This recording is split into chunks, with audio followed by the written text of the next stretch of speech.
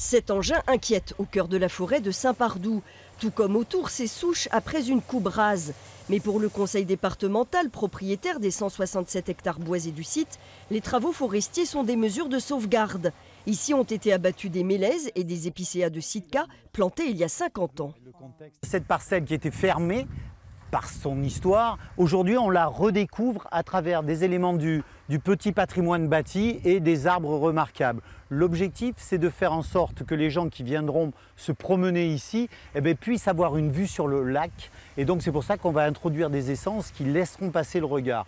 5 hectares de bois ont été abattus l'hiver dernier, 7 hectares vont l'être en fin d'année.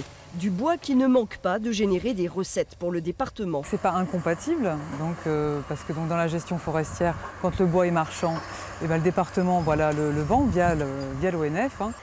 Mais dans les années à venir, on ne sera peut-être pas amené à faire autant de coupes, donc on n'aura pas forcément de recettes. Par contre, on aura toujours des travaux d'entretien à prévoir. L'ONF rappelle que la gestion durable d'une forêt passe par des choix.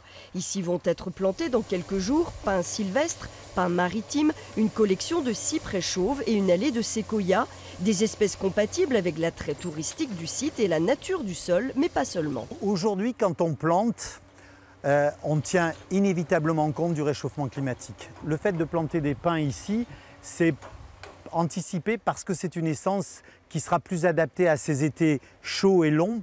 Et cette fameuse amplitude thermique qui est en train de tuer le châtaignier, par exemple, ce sont des éléments qu'on ne prenait pas en compte il y a 30 ans. À d'autres endroits de Saint-Pardoux, on a pu voir des coupes cette fois sélectives, comme ici où un arbre sur 3 est tombé en 2017 pour permettre aux autres de s'épanouir.